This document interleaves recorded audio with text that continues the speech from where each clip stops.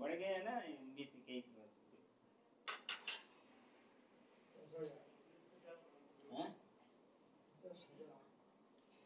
10,000।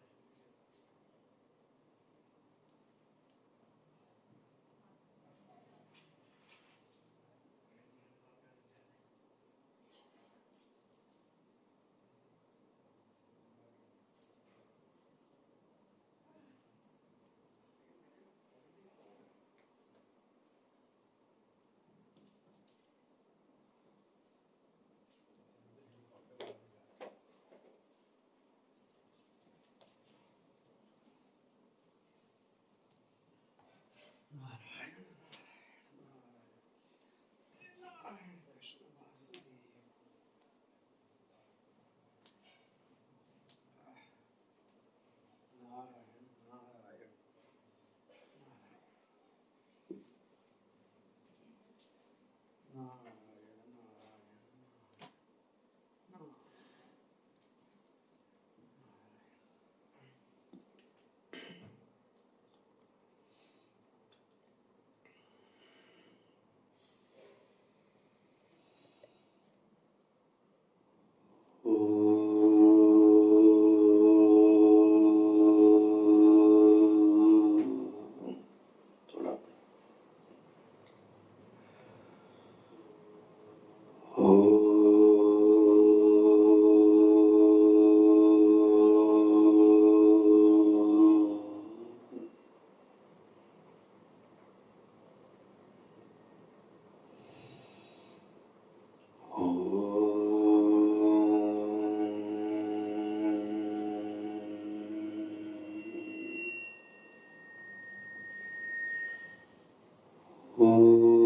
सहना भवतु सहनो भुनक्तु सह वीर्यं करवावहै तेनावधीतमस्तु मा विद्विषावहै। ओम शांति शांति शांति।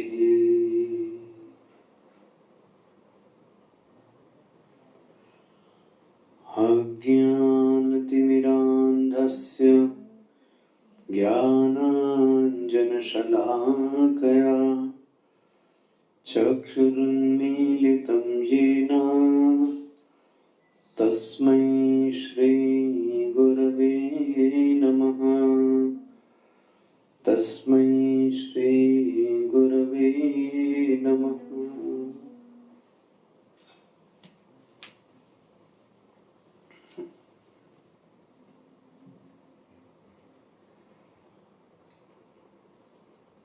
उन्नीसवें श्लोक से पाठ करेंगे। यस्य सर्वे समारंभाः कामसङ्कल्पवर्जिताः ज्ञानाग्निदग्धकर्माणं तमाहो पण्डितं बुधाः त्यक्त्वा कर्मफलासङ्गं नित्यतृप्तो निराश्रयः कर्मण्यभिप्रवृत्तोऽपि नैव किञ्चित् करोति सः निराशीर्यतचित्तात्मा त्यक्तसर्वपरिग्रहः शारीरं केवलं कर्म कुर्वन्नाप्नोति किल्बिषम् यत्र क्षालाभसन्तुष्टो द्वन्द्वातीतो विमत्सरः समसिद्धावसिद्धौ च कृत्वापि न निबध्यते गतसङ्गस्य मुक्तस्य ज्ञानावस्थितचेतसः यज्ञायाचरतः कर्म समग्रं प्रविलीयते। ॐ ब्रह्मार्पणं ब्रह्म हविः ब्रह्माग्नौ ब्रह्मणाहुतं ब्रह्मैव तेन गन्तव्यं ब्रह्म कर्म समाधिना ब्रह्म कर्म समाधिना।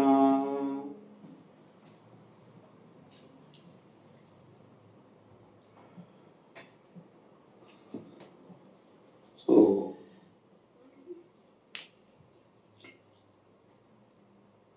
19वें से 23वें श्लोक तक हम 19वें श्लोक से लेकर 23वें श्लोक तक ये जो 5 श्लोक हैं ये ज्ञानी के लक्षण के रूप में आए हुए हैं, ऐसा इसको समझना चाहिए। यह किसके लिए हैं? बोले यह ज्ञानी के लिए हैं। पर एक प्रश्न मन में उदित होना चाहिए, ज्ञानी के लिए इसकी तो कोई आवश्यकता है नहीं। जो ज्ञान में निष्ठ व्यक्ति है ज्ञानी, उसको तो इन श्लोकों की उसको तो इसकी आवश्यकता ही नहीं। इसका मतलब यह श्लोक ज्ञानी के लिए तो उपयोगकारी नहीं है, उसको लक्षण बताने की जरूरत ही नहीं है। और दूसरा, जो नितांत अज्ञानी है, मतलब जो साधना के पक्ष पर बहुत पीछे है, नितांत अज्ञानी है, यहां तक कि उसकी साधना की यात्रा भी अभी शुरू ही नहीं हुई है, ऐसे भी लोग होंगे। तो उन श्लोकों के लिए भी इन श्लोकों का कोई खास महत्व तो है ही नहीं। ना तो ज्ञानी के लिए इसका महत्व है, ना तो इन श्लोकों का महत्व अज्ञानी के लिए है। तो फिर इन श्लोकों का प्रयोजन क्या है, ये प्रश्न मन में आना चाहिए। हो गया? मतलब इन दोनों के लिए विशेष भूमिका दिखाई तो नहीं देती, तो फिर ज्ञानी का ये गुणगान क्यों? ज्ञानी के लिए उपयोगी नहीं है, अज्ञानी के लिए भी उपयोगी नहीं है। तो एक प्रयोजन और होता है कभी भी, जब गीता में ज्ञानी के गुणों को गाया जाता है तो उसके गाने का एक प्रयोजन होता है टू इंस्पायर पीपल, लोगों को उत्साह दिलाने के लिए, लोगों को प्रेरणा दिलाने के लिए। ऐसा भी तो जीवन हो सकता है और ऐसे तरीके के लोग भी हो सकते हैं जिनके जीवन में जीवन का आरंभ काम और संकल्प के बिना होता हो। नहीं, यस्य सर्वे समारंभाः काम संकल्प वर्जिताः ज्ञान, मतलब ऐसी भी क्या कोई ऐसी विधि है, ऐसा कोई तरीका है जिससे कर्म को जलाया जा सके? ये लोगों को क्या मिल रही? इंस्पिरेशन। अभी उनके जीवन में कुछ नहीं है, लेकिन उनको इंस्पिरेशन ये मिल रही है कि इसका मतलब क्या ऐसा भी कोई तरीका है। कुछ तो उनको दिमाग में बात समझ, कोई सोचने समझने वाला व्यक्ति इस निर्णय पर पहुंचता है। सावधानी से सुनना। अवश्यमेव भोक्तव्यम कर्ता कर्म शुभाशुभम। मतलब यह ज्ञान तो सभी जीवों को है कि चाहे जो भी कर्म हो गए हों, अगर कर्म हो गया है तो आपको चाहे शुभ होवे चाहे अशुभ होवे, उस कर्म के फल को भोगना पड़ेगा। मतलब यह ज्ञान तो समझदार पुरुष को हो जाता है। तो इस पर भी मनन कीजिएगा। अगर कर्म हुआ है तो आप दावा कर लीजिए कि बिना फल दिए वो नहीं आएगा, चाहे वो शुभ होवे और चाहे वो कर्म कैसा होवे, अशुभ होवे। सोच के देखो जरा, शुभ कर्म होगा तो शुभ फल देगा और अशुभ कर्म होगा तो अशुभ फल देगा। इसीलिए एक जानकारी आपको दूं, उपनिषद ने कर्म को एक नाम दिया है, उसका नाम है अमृत। कर्म को ही वहां क्या कहा गया है? अमृत। अब क्यों कहा अमृत? मुंडक उपनिषद में ही आता है, जब आप पढ़ेंगे आप। क्योंकि भाष्यकार ने वहां लिखा है कि कोई भी फल दिए बगैर कर्म मरता नहीं है, चाहे जितने शरीर बदल लें। ओहो, शरीर भी बदल लें तो भी वो कर्म का फल मिलेगा। यहां तक कि इस शरीर को छोड़कर 10 शरीर और ले लीजिए आप, 10 शरीर, तो भी वो जो आज का किया कर्म है वो 10वें शरीर में जाके आपको क्या करेगा? फल देगा। इसका मतलब क्या हुआ? मरता नहीं है ये। कौन? कर्म का फल। इसलिए थोड़ा सचेत होना चाहिए। वो जो कर्म आपने कर दिया वो लाइन में प्रतीक्षा करता रहता है, बहुत मौज से, आनंद से, कि मेरा नंबर कब आएगा, मेरा नंबर कब आएगा, मेरा नंबर कब आएगा। यहां तक कि सृष्टि का भी प्रलय हो जावे, ले, सृष्टि का भी प्रलय हो जावे, और जब दोबारा सृष्टि होगी, मतलब महाप्रलय में भी, प्रलय महाप्रलय हो गई और जब दोबारा सृष्टि हुई तो जो आपने पुराना कर्म छोड़ा था वो फिर से इस नई सृष्टि में फल देने के लिए निकल गया। सोचो आप, कितना जबरदस्त चीज है ये कर्म। मतलब इस कर्म का नाश हो ही नहीं सकता। इसीलिए मैं कह रहा हूं, मननीय विषय ये।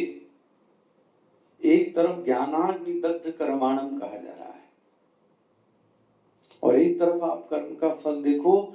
मैं आपसे कहूं शास्त्र के बल से कि यदि प्रलय भी आ जावे तो महाप्रलय में भी कर्म का अंत नहीं होता, कर्म की मृत्यु नहीं होती। और जो लोग श्रीमद् भागवत सुन चुके हो उनके लिए आपको एक दृष्टांत देना। नारद जी का दृष्टांत आता है कि नारद जी साधना कर रहे थे यार, एक जन्म में नारद जी साधना कर रहे थे और साधना करते करते सृष्टि का क्या हो गया? प्रलय हो गया। अब अपनी स्थिति मिला लो। अब उसी कर्म के कारण जो वह कर्म कर रहे थे, उसी के कारण पूर्व जन्म में जो दासी पुत्र थे, जब सृष्टि का प्रलय हुआ उसके पहले वो क्या थे? दासी पुत्र। भागवत में पढ़ा होगा। और अब सृष्टि का क्या हो गया? प्रलय हो गया। और जब नई सृष्टि जन्मी तो वह पिछले कर्म के कारण ब्रह्मा जी के मानस पुत्र कहलाए। किस कर्म के कारण? वो दासी पुत्र। तो देखो आप, सृष्टि का प्रलय हो गया, लेकिन यह जो कर्म था इसका नाश नहीं हुआ। और नारद जी अगली सृष्टि में क्या बन गए? नारद जी बन के सामने आए, ब्रह्मा जी के मानस पुत्र कहलाए। मैं फिर से ही साधकों को कहता हूं, बहुत सोचने की आवश्यकता है। एक तरफ यह दृष्टि है कि यदि ज्ञान प्राप्त नहीं हुआ, ज्ञान प्राप्त नहीं हुआ, प्राप्त नहीं हुआ मतलब ज्ञान की अग्नि यदि इस जीवन में नहीं पनपी, तो यह गांठ बांध के रख लें फिर कि आपका किया हुआ कृताकृतम शुभाशुभम अवश्यम एव भोक्तव्यम। आपको क्या करना पड़ेगा? भोगना तो पड़ेगा। ये बात स्पष्ट होती है। अब सोचो अब क्या ट्रिक होत रही है। इसलिए जब साधक ऐसा तड़पता है कि क्या करूं कि मैं अपने पुराने सब कर्मों को क्या कर दूं? नाश कर दूं, अपने पुराना लेखा जोखा ही सब हटा दूं, भस्म कर दूं, तो फिर वो किसकी शरण में आता है? फिर वो भगवत गीता की शरण में आता है। और वहां भगवत गीता भगवान उसको कहते हैं ज्ञानाग्नि दग्ध कर्माणम। वहां एक ही सूत्र मिलता है कि अगर चाहो तो ज्ञान की अग्नि में अपना समस्त कर्म क्या कर दो? अर्पित कर दो। फिर से ये बातें दोहरा खूब मनन कीजिए, तो जरूर प्रश्न आना चाहिए कि मैंने मान लिया ये बात, तो अब कर्म होवे और जल जावे, ध्यान रहे, कर्म होवे और जल जाए, इसकी विधि क्या है? बस ये विचारणीय प्रश्न है। भूमिका इतनी है, जो कर्म होवे और वो क्या हो जावे? जल जावे, इसकी विधि क्या है? स्पष्ट आता है दिमाग में? देखो एक और विकल्प कोई सोच सकता है, बुद्धि लगा के, मैंने आपसे बात रखी होगी कि न रहे बांस न बजे बांसुरी, कर्म ही ना हुए तो कर लो भाई। ऐसा नहीं हो सकता किसी मनुष्य के पास, चाहे ज्ञानी होवे चाहे अज्ञानी होवे, विद्वान होवे, मूर्ख होवे, अनपढ़ होवे, पढ़ होवे, भगवान ने घोषणा ही कर दी है। क्या घोषणा कर दी? नहीं कश्चित क्षणम अपि, एक क्षण भी बिना कर्म के नहीं रह सकते। तो यदि कोई ये ट्रिक सोच रहा है कि हम बिना कर्म किए रह जाएंगे, तो करके देख लिया, 10-20 मिनट भी बिना कर्म के नहीं रह सकते। आजकल जब ध्यान करते होंगे तो समझ में आता है मन की स्थिति कितनी है। 10 मिनट भी मन एकाग्र नहीं रह पाता। सोचो।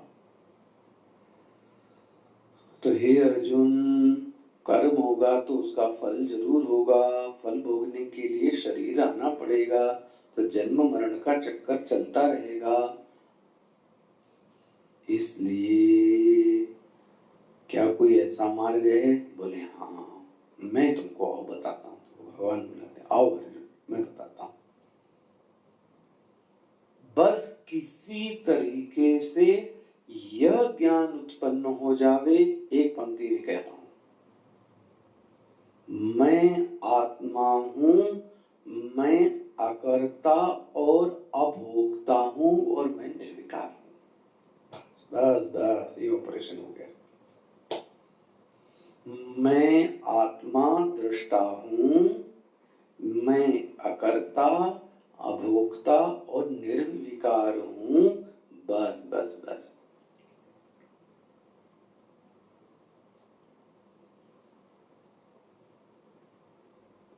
सोच के देखो आप, बस इतना ही हो जाए, इतना तो समझ लो काम हो गया। फिर तो किसी को इसमें और भ्रम हो जाए तो बताइए आप। यह हो जावे क्या चीज कि मैं निर्विकार, मैं आत्मा, बस और कुछ नहीं। अच्छा भाई, अब हम लोग क्या क्या शब्द देख चुके हैं, ये फिर से आपको बताया, ये ज्ञान की अग्नि जलनी चाहिए। जैसे ही ये ज्ञान की अग्नि जली, मैं दृष्टा, मैं आत्मा, मैं अकर्ता, मैं भोक्ता, मैं निर्विकार, यही ध्यान का फल आना चाहिए बस।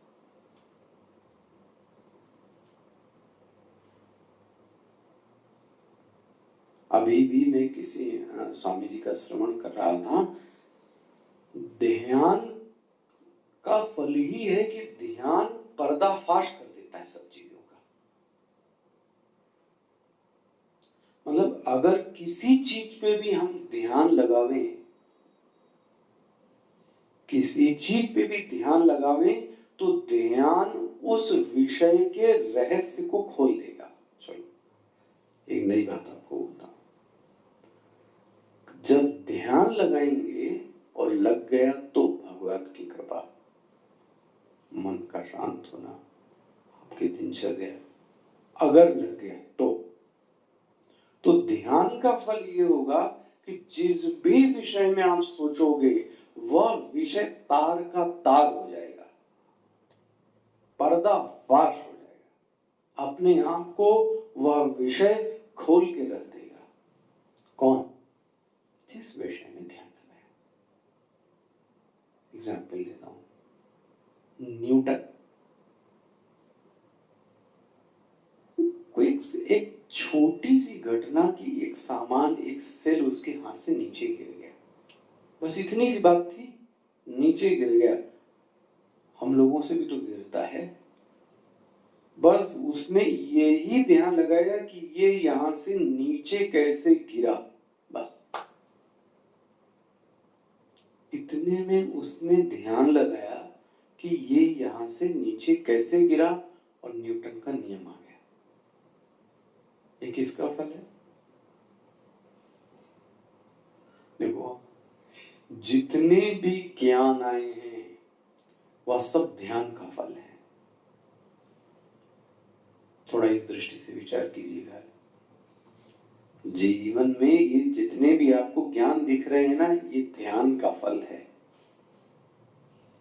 तो मैं तो आपसे भी कहूं, अगर आप अपने ऊपर ध्यान लगा लो, अपने ऊपर मतलब दृष्टा, मैं दृष्टा हूं, मैं असंग हूं, मैं अकर्ता हूं, मैं अभोक्ता हूं, मैं निर्विकार हूं, ये जैसे ही आपके अंदर सिद्ध हो गया, भावना नहीं, सिद्ध हो गया, भगवान बोलते हैं ज्ञानाग्नि दग्ध कर्माणि, ले हो गई कहानी खत्म, स्पष्ट हो गया। ये ज्ञानाग्नि है। जिनके चित्त में यह ज्ञानाग्नि जल चुकी है, उनके लक्षण हम लोग देख रहे थे। त्यक्त्वा कर्म फलासंगम, देख चुके आप। नित्य तृप्तो निराश्रयः, ये भी कल देख चुके। कर्मण्यभिप्रवृत्तोऽपि नैव किंचित्, हो चाहे कितना भी प्रवृत्ति निवृत्ति कर ले, कुछ नहीं होता। अच्छा, अब निराशीर्यत चित्तात्मा, निराशी का अर्थ किया गया वह आशा रहित है। आशा रहित मतलब बात ये है, किससे आशा करे और क्या आशा करे। मेरे मन में ये प्रश्न आ रहा था, जब मुझे ये पता है कि सामने वाली चीज है ही नहीं, तो उससे क्या आशा करे। कभी ऐसा सोच के देखिए, ये भाव सुमेरी जगह ऐसा भी,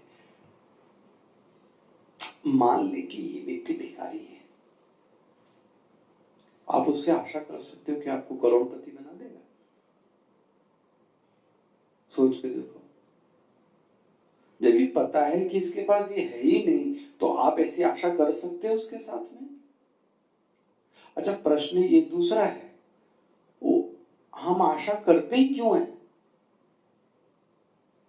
क्योंकि हम अपने आप को समर्थ नहीं पाते, हमारा लक्ष्य पूरा नहीं हुआ है, उसको पूरा करने के लिए दूसरे से क्या कर रहे हैं? आशा। वो ज्ञानी ऐसा समर्थ है, उसको कुछ नहीं चाहिए, कुछ नहीं चाहिए, तो वो किसी से आशा नहीं करता।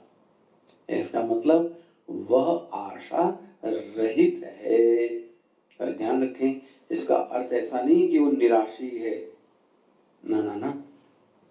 क्यों करे आशा? अरे जब चीज आनंद मिल गया, कल मैं कह रहा था, अब मन मस्त हुआ तो क्यों बोले, तो हो गया काम, तो क्यों आशा करे? अरे आपका भोजन तृप्त, पेट तृप्त हो जावे, पेट तृप्त हो जावे तो अब आप दूसरा भोजन मांगोगे? क्यों मांगोगे, क्यों आशा करोगे? तो ये तो स्पष्ट ही हो गया, इस पर कई बार इस पे बोल चुका भी, निराशीर्यत चित्त। अब नित्य तृप्त भी बोल चुका। हम लोगों की जो तृप्ति है वो अनित्य तृप्ति है, तृप्त होने के बाद दोबारा फिर अतृप्ति जाग जाती है। वो कैसा है? ऐसी तृप्ति, ज्ञान की तृप्ति ऐसी होती है, स्वरूप की तृप्ति, ज्ञान क्या कहें, स्वरूप की तृप्ति, कि एक बार उस स्वरूप में आनंद मिल जावे तो व्यक्ति कैसा हो गया? नित्य तृप्त, भिखमंगता नहीं बनता है। कौन से? ये वही ज्ञान है। देखो, स्वरूप में उसको तृप्ति मिल गई। अच्छा जी, अब एक बहुत अच्छा शब्द है, त्यक्त सर्व परिग्रह। परिग्रह नहीं करता। देखो, परिग्रह मतलब क्या? चीजों को कलेक्ट करना। स्पष्ट हुआ? बहुत सारी चीजों को एकत्र करके रखना। अब देखो, मैं इसके दोष बता रहा हूं साधना पक्ष के। जो भी चीजों को आप रखते हैं वह चीज आपके प्रति वफादार नहीं होती। एक आपने इंग्लिश में कहावत सुनी ना, property is never loyal to anyone. यही आदमी बटोर के खूब रखता है ना, प्रॉपर्टी। मैं एकदम उसी पे ही आपको बोल रहा हूं, खाना पीना नहीं, धन, जमीन, सोना, चांदी, ऐसी वैल्यूबल चीजों को क्या करना चाहता है व्यक्ति? रखना चाहता है। मैं स्पष्ट कह रहा हूं आपको, नहीं हो तो प्रश्न पूछेगा। Property is never loyal to anyone, it always give a challenge. Property give always a challenge, can you hold me, can you hold me. ये प्रॉपर्टी की निशानी मैं आपको बता रहा हूं। अगर आप मुझे संभाल सकते हो तो संभालो, नहीं तो मैं जा रही हूं। वो बेताल था, विक्रम बेताल, भागता था ऐसे बेताल, मैं तो चला। ये प्रॉपर्टी ऐसी है, देखो, किसी की लॉयल नहीं है। वो क्या कहती है? अगर आप मुझे नहीं संभाल सक रहे तो मैं तो चली किसके पास? किसी दूसरे के पास। अरे तुम तो मेरी थी 70 साल से, 150 साल से हमारी पुश्तैनी जमीन है। होगी होगी, लेकिन आप नहीं संभाल सके तो मैं अब तो चली। उसका चैलेंज याद रखना, कैन यू होल्ड मी। हमसे सदैव प्रश्न पूछती रहती है। तो ये बिल्कुल पक्का सिद्धांत है, अगर आप नहीं कर सकते तो वह दूसरे के पास जाएगी। क्या क्या जाएगी? गिना दो नाम। अपना प्लॉट, अपना घर, अपना खेत, अपना गहना, अपनी जायदाद, ये सब चीजें क्या करती हैं? क्या मुझे तुम रख सकते हो? ये परिग्रह के लिए बोल रहा हूं। और हम इसी चीज को क्या करना चाहते हैं? बड़ा रखना चाहते हैं। इसी के जुगाड़ में पूरी जिंदगी बिता देते हैं। किस जुगाड़ में? ये प्रॉपर्टी, वो धन, वो करके, ये करके रखते हैं। भगवान एक को ना ऐसा छेद करते हैं कि वो सब प्रॉपर्टी निकल जाती है। संत लोग तो विनोद में कहते हैं ना, ये 3 कोट वाले भगवान लगा देते हैं ना, ये 3 कोट वाले सब लेके चले जाते हैं। अब देखो ना, जहां प्रॉपर्टी, यहां 3 कोट में से कोई एक कोट वाला जरूर मिलेगा आपको। एक काला कोट ले, डिस्प्यूट, तो अब 24 घंटा दे मुकदमा दे सुनवाई, वो जज ये वकील, करो भैया। लग गया ना? क्यों लगा? प्रॉपर्टी थी भाई। अच्छा। नहीं लगा तो सफेद कोट वाला ले, दे ऑपरेशन, दे ऑपरेशन, दे ऑपरेशन, सफेद कोट वाला लग गया। नहीं तो बुरा, ये पुलिस, ऐसे कोई मित्र मिल जाए तो ये आपको धीरे धीरे खींचना चालू कर देंगे। ये भगवान ने, ये बोलते हैं ना, ये लक्ष्मी के पुत्र है चोर। ध्यान रखना, लक्ष्मी के पुत्र हैं ये लक्ष्मी जी ने लगा के रखे हैं। तुम इकट्ठा करो, ये लेके चले जाएंगे। तो क्यों करना ऐसा काम? हमें साधना पर्पस से बोलना हूं। अगर प्रॉपर्टी, मैं बताऊंगा कितनी भी, मैं उसका भी आपको हल देता हूं, लेकिन अगर आपने यह ममत्व बहुत बढ़ा लिया तो आपके जीवन में चंचलता और अस्थिरता सदैव रहेगी। हम तो लोग साक्षात साधकों को देखते हैं, एक तरफ ज्ञान की भी बात है, दूसरी तरफ जो चित्त है वो इसी में आक्रांत रहता है। ये जज, वो वकील, ये मुकदमा, ये ले। कहां ब्रह्म विद्या थे? ब्रह्म विद्या का आसन ही क्या है? वाणी का विलास तो अलग चीज है भाई, प्रभावित करना अलग चीज हो सकता है। ब्रह्म विद्या का जो फल है वो दिखता है क्या? कभी शासन पे नहीं बैठ सकते। अच्छा भाई, और हम और आप क्या बोले? अच्छे अच्छे महापुरुष हाँ संभाल नहीं पाए इस चीज को। ये जो प्रॉपर्टी है, इसको एक बड़ा अच्छा संस्कृत में शब्द बोलते हैं, वीर शुल्का।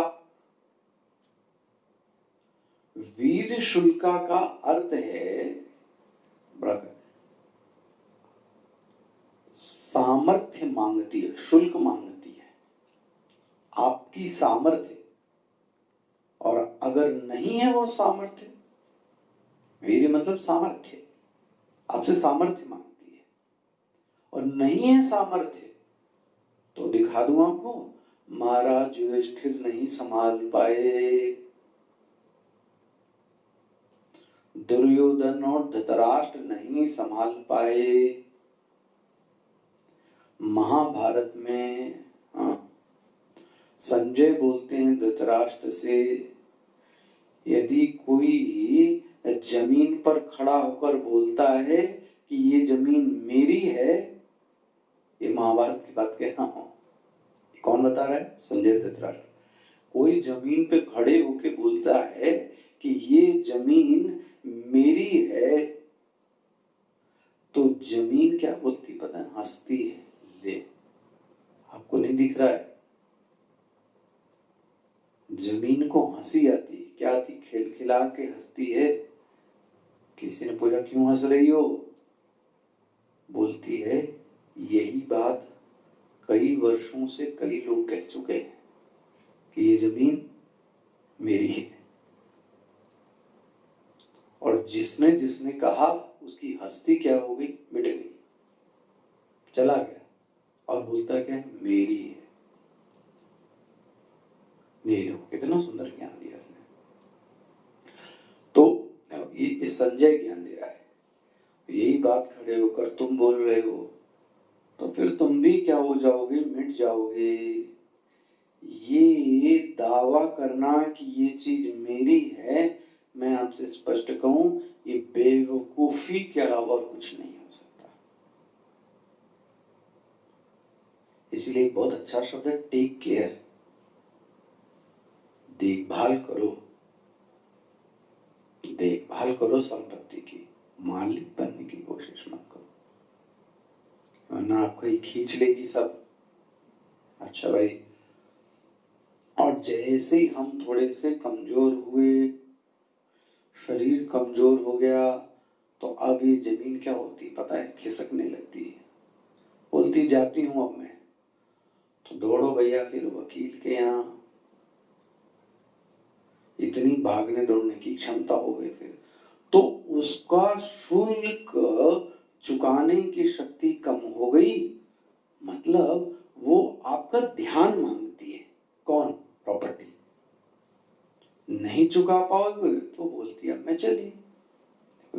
इसलिए एक बात कहूं, प्रॉपर्टी अटेन, प्रॉपर्टी मांग करती है, डिमांड अटेंशन।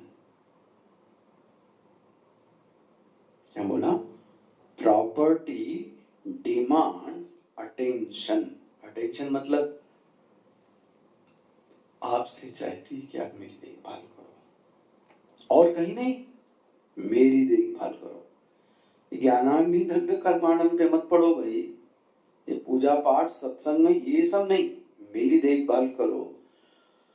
और एनर्जी मांगती है, देखो ये है परिग्रह, क्या क्या मांग रहा है, एक तो आपसे समय मांगता है, दूसरा आपसे एनर्जी मांगता है, तीसरा प्रॉपर्टी आपसे इन्वॉल्वमेंट की डिमांड करती है। इन्वॉल्वमेंट मतलब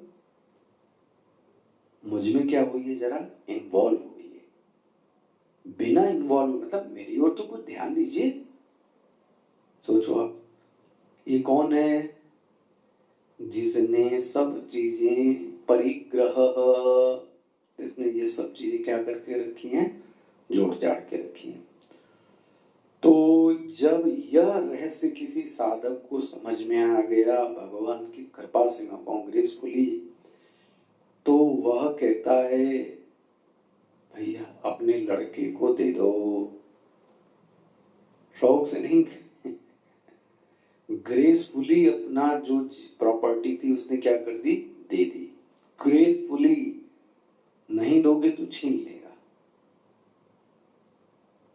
और अगर आपने ग्रेसफुली दे दी, ऐसा करने में उसको कोई तकलीफ नहीं हुई, हाँ, तो आप फिर एनर्जी लेवल और इन्वॉल्वमेंट से क्या हो गए, बच गए। थोड़े समय मेरी थी, मैंने ही उठा के क्या कर दी, दे दी। तो भगवान की कृपा से यह साधना, थोड़ा गंभीर बात बोलूं, भगवान की कृपा से यह साधना थोड़ा गंभीर हो जावे, थोड़ा गंभीर हो जावे चिंतन के प्रति, तो उसके पास इन चीजों के लिए कोई समय नहीं रहता। देखो, अगर आपका मन सत्संग, ईश्वर, इन अच्छी चीजों में लग जाए, अच्छी चीजों में, तो आपके पास समय बचता है ये सब देखभाल करने के लिए। सोच के देखो, तो आप बच गए कि नहीं बच गए? और अगर आप करते हो भैया तो बटोरो, फिर तो इसके पीछे फिर बहुत साइड इफेक्ट है, झेलो उसको। तो इसलिए मैं इसको कंक्लूड करूं, जब यह सब चीजें बहुत होती हैं, बहुत प्रॉपर्टी, बहुत सामान, तो हमारे पास भजन के लिए जो समय होता है वो बहुत कम होता है। पूरे आश्रम की देखभाल करूं तो अब आपके पास पढ़ने, पढ़ाने, ध्यान, भजन, इसका समय कहाँ है? फिर ये तो यही सब करो, या तो उसको बांट दो भाई। अपने में ही जीवन में देखा जाए ना, तो भगवान की कृपा जब बढ़ने लगे, साधना गहरी होने लगे, तब व्यक्ति, लेकिन अब क्या कहें, आदमी तो कहता है 1-2 घंटे तो अपने लिए रख लो। जब संत लोग बोलते हैं भैया 1-2 घंटे तो करो सत्संग, वो क्या बोलता है, महाराज, गुरु महाराज, यहां मरने की फुर्सत नहीं है। ले देखो जवाब, देखो आप, यहां मरने की फुर्सत नहीं है, आप किसकी बात कर रहे हो, सत्संग की। और संत अंतर से समझ में जाता है, अंदर समझ में उसको आ गया मामला क्या चल रहा है इसका, जब इसको मरने की फुर्सत नहीं, तो अब ये समझ में आता है कि ये माया की उस चक्कर में क्या हो गया है, ये फंस गया है। देखो भैया, यदि बहुत ऊंचाई पर चढ़ना होवे तो सामान लेकर चढ़ा नहीं जाता। जिसने चढ़ाई की होवे वो जाने। गंगोत्री गए हूं, गोमुख गए हूं कभी, पीछे जो बैग रहता है ना, पिट्ठू बैग, मैं आपसे बताऊं, वो तो छोड़ो, टोपी भारी लगने लगती है। टोपी, पानी की जो बॉटल है वो भी भारी लगने लगती है। कब? जब हम क्या करते हैं, चढ़ाई। इसका मतलब सब चीजों को हम क्या करना चाहते हैं, छोड़ देना चाहते हैं। यहाँ तक कि जैकेट भी छोड़ देता है आदमी, ले जाओ, छोड़ दो भैया, क्यों, हल्के हो जाएं। क्यों हल्के हो जाओ, तभी चढ़ाई हो पाएगी सुगम। जब उतनी ऊंची चढ़ाई चढ़नी है, सोचो उतनी ऊंची चढ़ाई, तो फिर व्यक्ति को ये समझ में नहीं आएगा कि मुझे ये सब चीजें क्या करनी पड़ेंगी, छोड़नी पड़ेंगी। सोच के देखो आप, नहीं छोड़ना पड़ेगा। तो अच्छाई तो यही है कि अगर ऊंचाई पे चढ़ना है तो चीजों को धीरे धीरे क्या कर दें, छोड़ दें। ऐसा एक और बात है,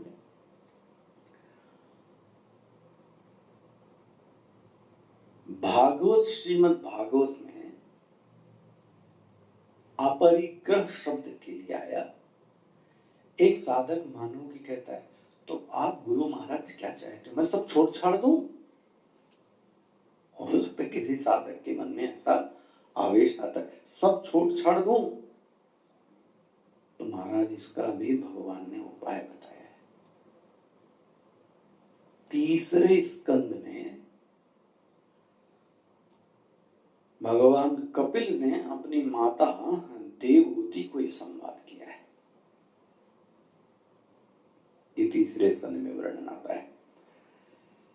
यावद अर्थ परिग्रह इति अपरिग्रह,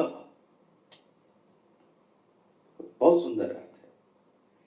यावद अर्थ परिग्रह, जितने में हमारी रहनी सिद्ध होवे,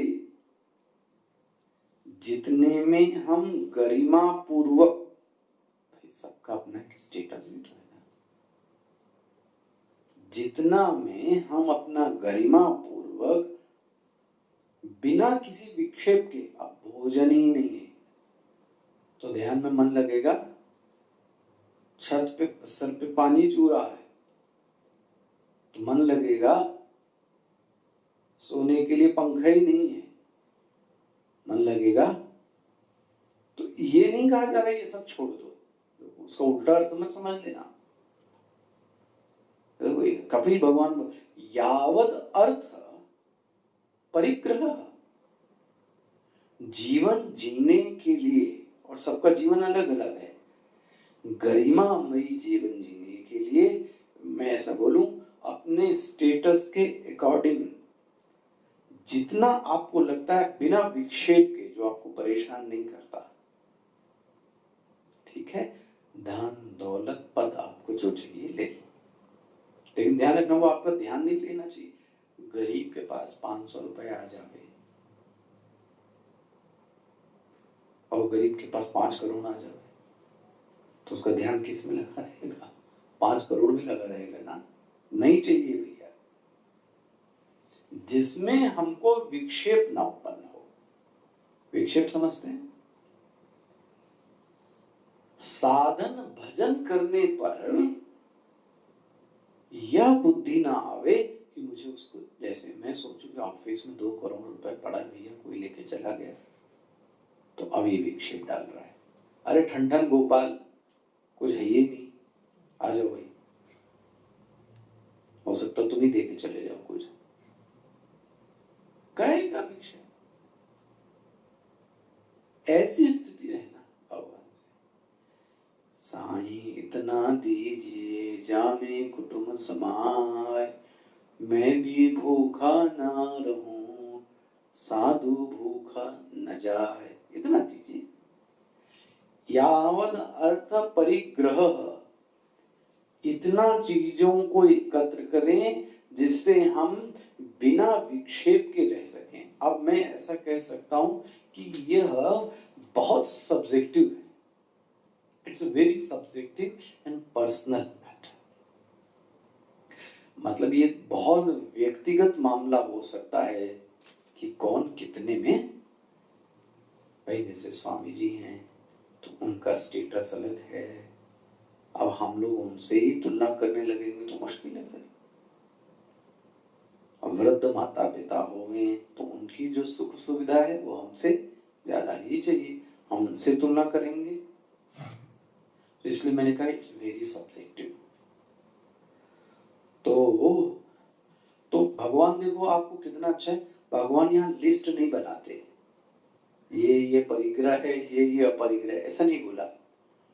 हो सकता है जो मेरे लिए अपरिग्रह हो वो दूसरे के लिए परिग्रह हो जाए, कोई थोड़ा ऐसा व्यक्ति हो उसको थोड़ा सा सुख सुविधा चाहिए, तो उसके लिए कोई बड़ी बात नहीं है, इसलिए भगवान ने कोई लिस्ट नहीं बनाई, बट अपना अपना सोच लो कि कौन सी चीजें हैं जो आपका ध्यान साधना से खींचकर उस ओर ले जाती हैं, तो आप ये समझो कि आपने क्या कर लिया है, परिग्रह कर लिया है। तो उतना ही परिग्रह करें जितनी जरूरत हो गई, उतना परिग्रह करें जितनी जरूरत है। तो अब सब लोग अपना अपना सोचे और क्या कह सकते हैं। तो त्यक्त सर्व परिग्रह, हो सके तो उतनी चीजों को आप क्या कर दीजिए, छोड़ दीजिए। जैसे मैंने कहा ऊंची चढ़ाई पे चलने पर थोड़ी थोड़ी चीजों को व्यक्ति क्या करता है, तभी वहां पे पहुंच पाता है। ऐसे ही अध्यात्म के चरम पर सब ले जाकर कोई नहीं गया, सब छोड़ के जाना पड़ता है, और आपको दृष्टांत भी दे दिया। अच्छा, तो अब देखो आप कंक्लूड करते हैं। अब ये जो 5 श्लोक हैं ये साधक को किस क्या करने के लिए, प्रेरित करने के लिए हैं, साधक के लिए, उसका उत्साह बढ़ाने के लिए। तो ज्ञानी के लिए भी नहीं है और अज्ञानी के लिए भी नहीं है, तो किसके लिए है, साधक। बोले हम हैं या नहीं, ये भी कोई प्रश्न पूछ ले, हम साधक हैं या नहीं, चलो इस पर भी बहुत बोल देते हैं। जो श्रवण कर चुका है या श्रवण कर रहा है, श्रवण कर चुका है या श्रवण कर रहा है, और उसकी आध्यात्मिक यात्रा आगे की ओर क्या हो रही है, बढ़ रही है, ठीक है। उसको ऐसा लगता है कि जो मैं सुन रहा हूं उसको मेरी बुद्धि स्वीकार कर रही है, आदर के साथ ग्रहण कर रही है एकदम। लेकिन सही लगने के बावजूद, समझ में आने के बावजूद मेरा जीवन वैसा नहीं है जैसा मैं सुन रहा हूं। स्पष्ट हो गया? जैसा मैं सुनता हूं वैसा मैं जी नहीं पाता हूं। ये है साधक। सुन भी रहा है, ऑक्यूपाइड होके नहीं सुन रहा है, जबरदस्ती नहीं सुन रहा है, बैठा नहीं दिया गया है, और सुन ही नहीं रहा है, आदर के साथ ग्रहण भी कर रहा है, ग्रहण ही नहीं कर रहा, वह यह भी समझता है कि ये सही बात है।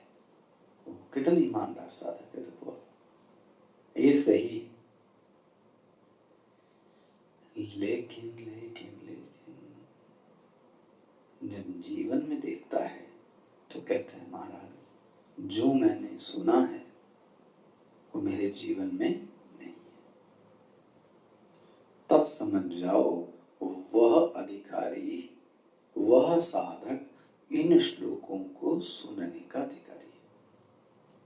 स्पष्ट हो गया ना? कौन है साधक? जिसकी अनुभूति ऐसी नहीं है जैसे कि भगवान कह रहे हैं। मतलब वह दर्पण के सामने अपने आप को देखता है, ओहो ओहो, कांच के सामने अपना चेहरा उसको दिखाई देता है और वो मिलान करना चाहता है। भगवान, जो आपने कहा क्या मैं वो हूं? गत संगस्य काम संकल्प वर्जिता, ये भी गुरु महाराज से सुना, गीता से सुना, तो समझ में आएगा। क्या समझ में आएगा? ओहो, मैंने सुना तो है लेकिन मेरे जीवन में वह चीज नहीं। तो समझ जाओ वह व्यक्ति इन श्लोकों का क्या है? अधिकारी है। हो गया? एक थोड़ी सी और यद्रक्षालाभ संतुष्टः, आखिरी श्लोक, ये 21वां श्लोक, 22वां श्लोक देखिए। यद्रक्षालाभ संतुष्टः द्वंद्वातीतो विमत्सरः। ये जो भगवान वर्णन कर रहे हैं, यह मेरा चेहरा तो नहीं है, यह मेरे चेहरे से मेल भी नहीं खाता। मैं चाहता तो यही हूं कि जैसा भगवान कह रहे हैं वैसा ही मैं दिखाई दूं, लेकिन अब मैं अपने आप को नहीं पाता हूं वैसा।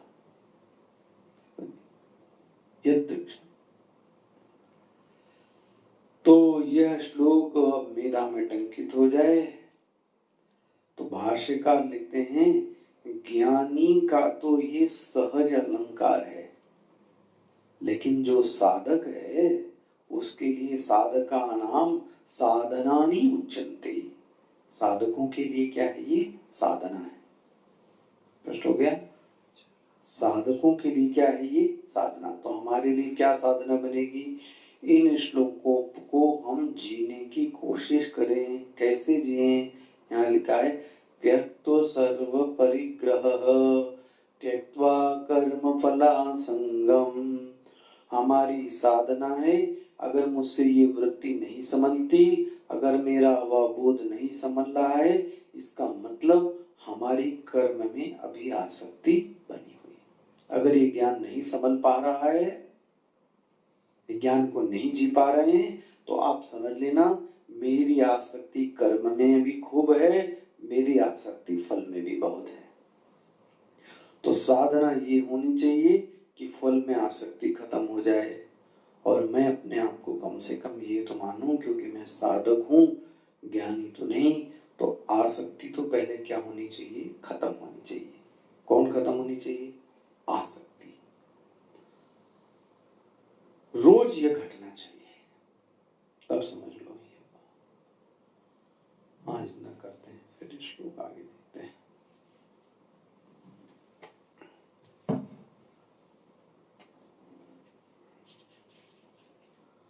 ओम सर्वे भवन्तु सुखिनः, सर्वे सन्तु निरामयाः, सर्वे भद्राणि पश्यन्तु, मा कश्चित् दुःखभाग् भवेत्। ओम सर्वेषां स्वस्तिर्भवतु, सर्वेषां शान्तिर्भवतु, सर्वेषां पूर्णं भवतु, सर्वेषां मङ्गलं भवतु। ओम असतो मा सद्गमय, तमसो मा ज्योतिर्गमय, मृत्युर्मामृतं गमय। ओम पूर्णमदः पूर्णमिदं पूर्णात् पूर्णमुदच्यते, पूर्णस्य पूर्णमादाय पूर्णमेवावशिष्यते। ओम शांति शांति शांति। हरि ओम। श्री